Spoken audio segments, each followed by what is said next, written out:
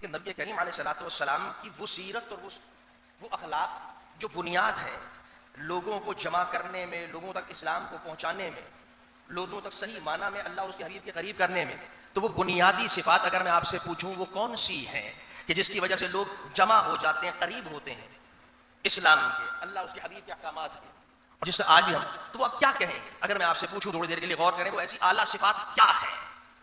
تو یقینی ہمارا آپ تھوڑی دیر بھی سوچیں گے ابھی بھی جو ہم جمع، وہ صفت وہ ہے جو نبی کریم علیہ الصلوۃ والسلام کی محبت اور رحمت لوگوں کو جوڑتی تھی، حضور کا تسامح، حضور کا عفو و درگزر، حضور کی محبت، حضور کی چاشنی،